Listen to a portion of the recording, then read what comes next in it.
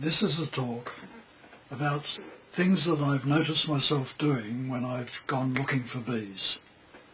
Things that help me find bees, things that help me recognise bees. And I thought some of these might be useful to other people. What I first noticed was that when I gave talks about bees, I would quite often get asked, "What sort of bee is this?" And when I replied, "It's a fly, a hoverfly," the next question would be, "How can you tell a fly from a bee?" And I would say, "It's easy. A bee has 4 wings and a fly has only 2 wings." And immediately I would get laughter. People would say, "How can we see that when the insect is flying around?" And while there are lots of other things I could have pointed to, like the head of the fly being almost completely taken up with the eyes and the antennae being small, I realised that when I was out looking for bees, I wasn't identifying the hoverflies by the number of wings. I was watching what they did. They hover. That's why they've got the name. They spend a lot of time simply hovering in front of the flowers. They also do something that bees don't do, which is wag their abdomen up and down. And they tend, when they alight, to hold their wings out to the side, whereas most bees don't.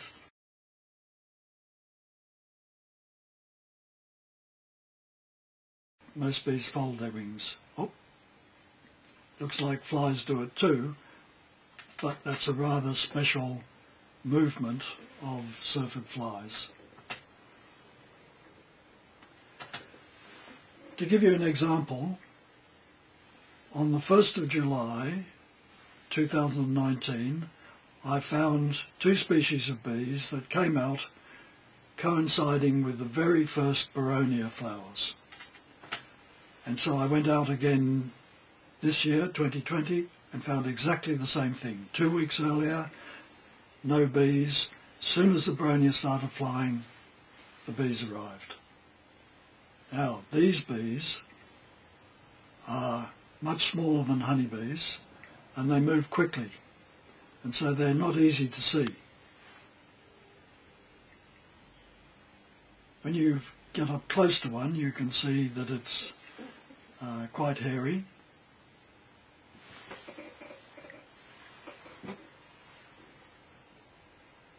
But when I go looking for bees, initially I don't look at the flowers directly. What I do is I choose a dark area around the bottom of the flower and I look for movement, because movement is easier to pick up than the actual bee after it's landed. And so just look generally at the background and watch for movement out of the corner of your eye. And then you'll be able to focus on them as they land.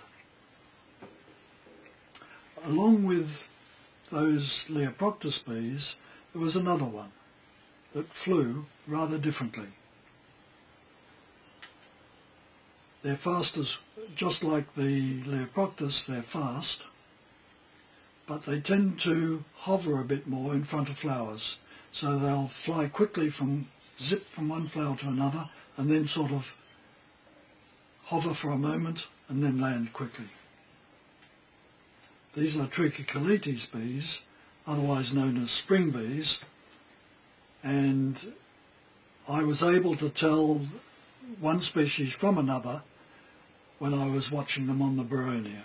I didn't even have to catch them and put them in a plastic bag and release them, although that is what I did. Another thing that Trichocallitis species tend to do is just before landing, they cycle their rear legs. There she goes.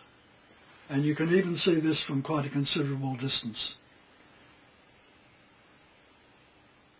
Here's a Trichocallitis female, and there go her legs just before she lands. So The message is that bees fly, different bee species can fly in different ways, and it's possible to tell one from the other. The reason I was interested in the bees that came out on the 1st of July is because of a recent finding by Terry Houston in Perth that Trichocallitis bees don't nest the way we thought they did. We don't know a lot about nesting bees, but what we do know comes from an accumulation of studies from around the world, and it's generally thought that what bees do is that they put down masses of pollen and they lay an egg on it.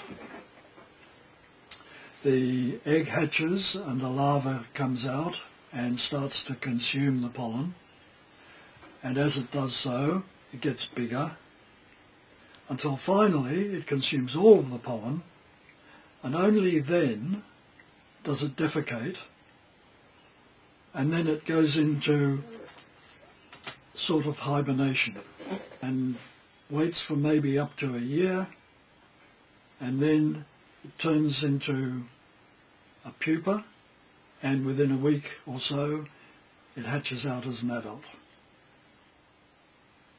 What Terry found was that Trichocallitis orientalis does something a bit different. The nest chamber is sealed in a rather unusual way, but also the resting stage is not the pre-pupa, but the stage before that, and it waits until autumn, and then it turns into a pupa and then into an adult, and then it waits as an adult for the coming of spring.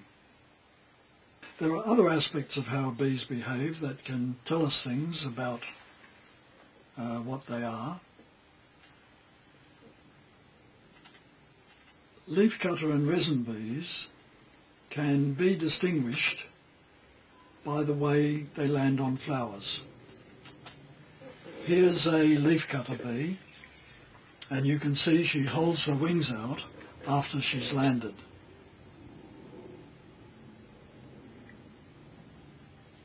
A resin bee, on the other hand, folds its wings over its body when it lands, and so we can tell by watching them fly around which is a leafcutter and which is a resin bee. Try it. What sort of bee is this one? That's right, that's a resin bee. And this one? A leafcutter. Megachila sericorda, fairly common little bee around Sydney. Another bee that has characteristic behaviour is this Paracollites crassipes. It's a species that's created a lot of interest recently because molecular studies have shown that it's more closely related to South American bees than it is to any of the other Australian bees. But its behaviour is such that it's scurry, scurry, scurry everywhere, as though, like the white rabbit, it doesn't have enough time. Here's a male, photographed on Backhausia citriodora in my back garden. For movement is a way of spotting that bees are around, watching how they fly and how they hold their wings can give us hints about what sort of bee they are. But the next question is, when do we look for bees, and what's the best place to go to look for them? And the answer is perhaps trivial. You look when plants are in flower, and you look where the flowers are. If you want to see a lot of different bees, then flowers that produce copious amounts of nectar, like eucalypts, banksias, some grevilleas, leptospermum, are places where you will find lots of different bee species. You can see that this grevillea has huge amounts of nectar. That's because it's evolved to be pollinated by birds. But bees will still collect this nectar, but it's not particularly suitable for them. So they have to evaporate it in order to use it. If you go looking at a eucalypt or a leptospermum, again you should choose a background like the sky, and you will quite often find clouds of males all swarming around because there's a female somewhere nearby, and here she is.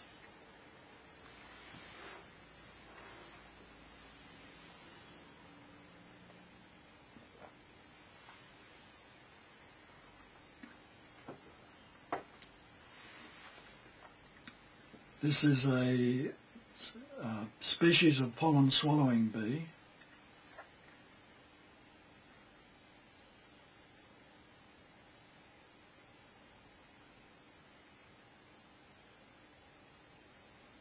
And one that nests in the ground. You'll also find swarms of male bees like this that don't have a female nearby.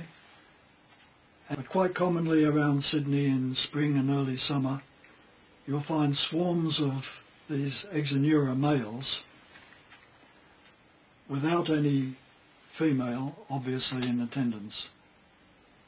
The females, you will see very commonly, they're mostly black and red, and the abdomen has a very characteristic shape.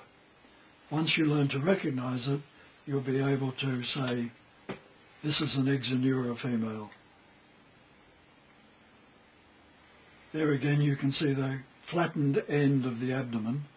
Only Exonura and their close cousins have a flattened end to the abdomen like this, and it's because they nest in hollow stems like this Garnia, and females block the entrance with that flat end to their abdomen. Another characteristic that you may already have noticed is that Amygilla species tend to stay on the wing while collecting nectar. Their wings don't stop.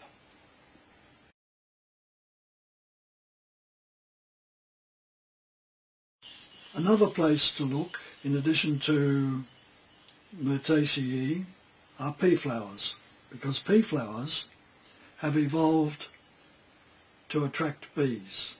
They have guides that show where the nectar is located.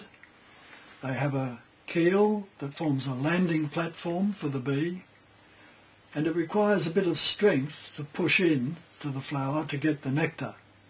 Hence, it reduces the number of insects that can actually get at the nectar. The main ones with the sufficient strength are bees.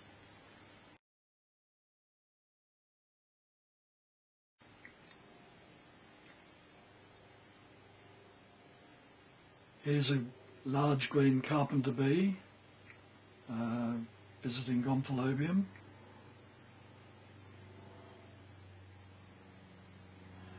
This is Anomia, but you can see that it requires quite a bit of effort to push in and get the nectar.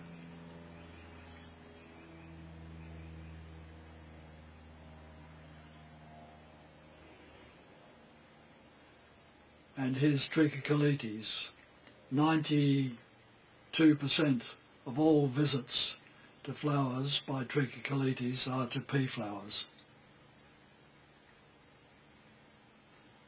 You may be wondering whether I'm going to tell you where to find bees that visit particular flowers, specialist bees. On the contrary, I'm going to suggest that it's not a good idea to go looking for specialists. And the reasons are, first of all, that there aren't a great number of them. Less than 10% of our bees specialise. Specialist bees tend to visit flowers that don't specialise, so you find lots of other bees on the flowers that they visit, and it's very difficult to define what a specialist is. Is it one that visits only one flower species, like this little Hyliine bee?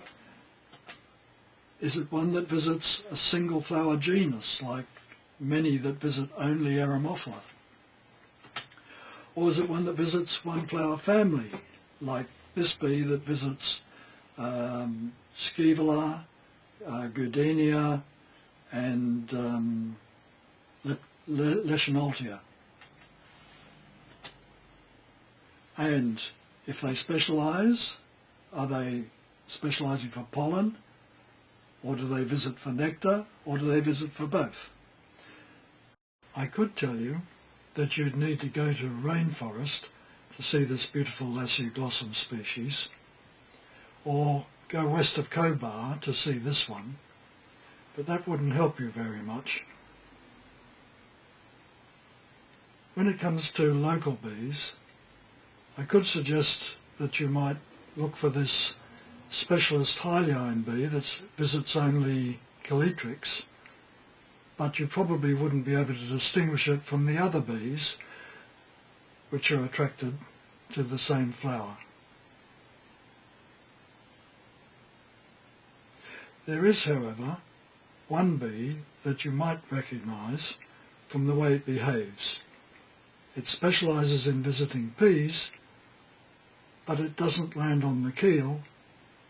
It adopts a head-first posture because it carries the pollen back to the nest by swallowing it, and so scraping it with its hind legs is of no use.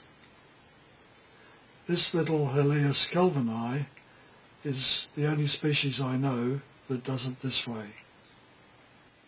There is one other place than flowers to look for bees, and that is to look for their nests. Ground nesting bees have a tendency to throw up little piles of dirt as they excavate their tunnels. This is a particularly spectacular example in Richmond.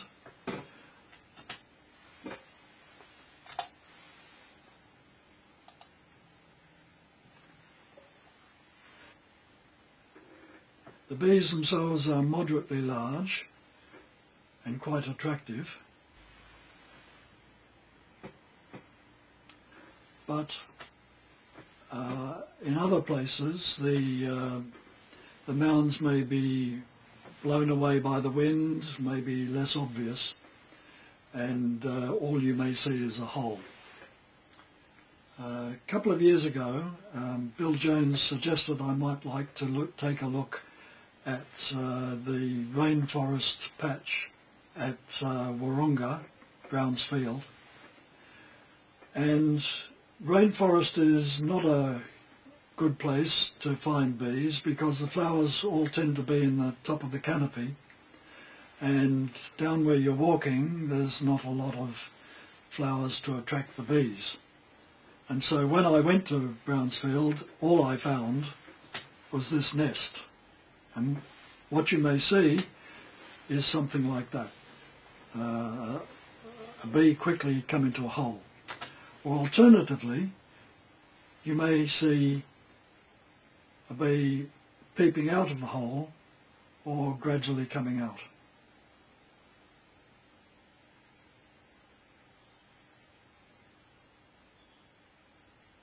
This was the only bee I found at Brownsfield.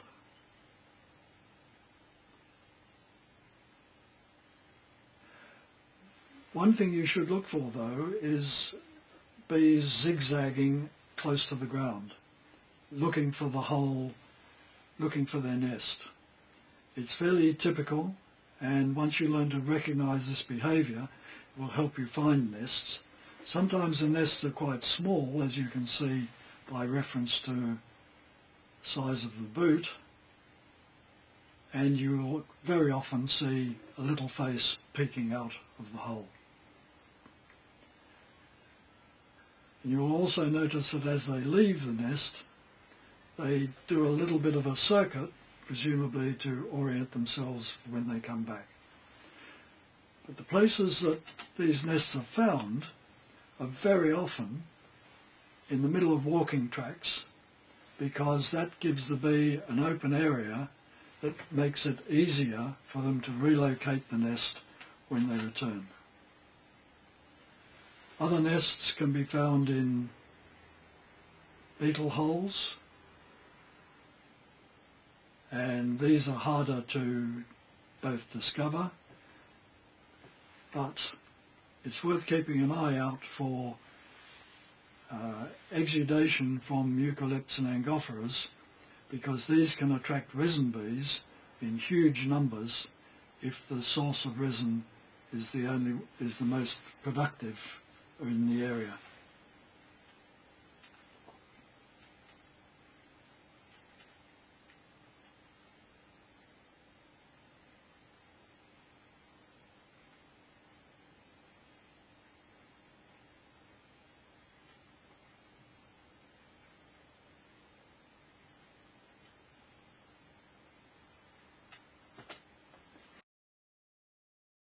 Another recognisable type of nest are Carpenter Bee Nests. Xantheria flower stems are one of their favourites. This is a female and this is a male.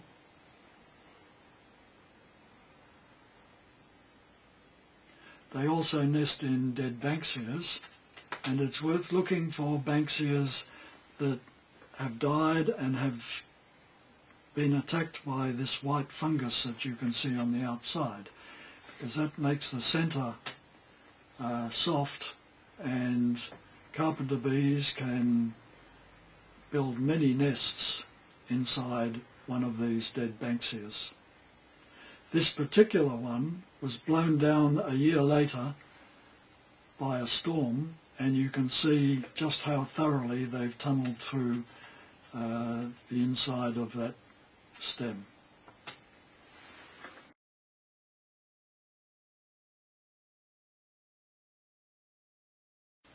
Another rather interesting nest or set of nests is this one in a dead tree stump in North Ryde. The species of bees, the Lacia Glossum, belongs to a subgenus of wasp mimic bees. You can see the number of holes in this tree stump. You can see that the females defend their nests quite vigorously. The orange colour helps the bees to mimic wasps that visit flowers, and we can see this with the males, where the front edge of the wing is darkened because the bee can't fold its wing longitudinally like the wasps that they mimic. A much more unusual type of nest is in these holes in sandstone. The sandstone is maybe 200 million years old. I've been unable to find out exactly what the holes were caused by, but presumably some sort of burrowing worm when the sand was deposited. But when I looked at this sandstone Hornsby fish ponds, I noticed a bee coming out. This is quite an attractive bee. It's not uncommon along the east coast, but curiously enough, we've never found a male of this species. Finally, there are bees that nest in or at the base of termite mounds. This Leoproctus species regularly is found nesting at the base of a termite mound. So, looking for nests is another way in which you can locate bees. And in fact,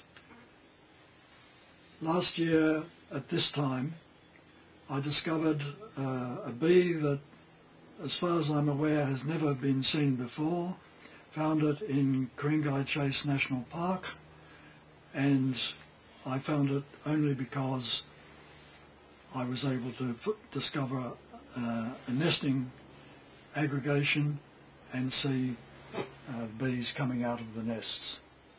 Also, you can tell when bees are around by noticing damage on flowers. Here, for example, a leafcutter bee has chewed circular holes in leaves and petals of this rosebush. And here is a female bee that specialises in opening the buds of Lambertia formosa. Here she is chewing open the bud just before it's ready to open, so that she can get at the fresh pollen before anything else carries it off.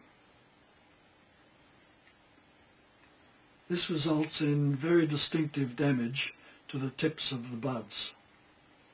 And if you see this damage, you'll know that Hylaeus bicolorellus has been around. Other sorts of damage can be found on Lambertia. This sort of damage is not caused by the bee, it's caused by honey eaters.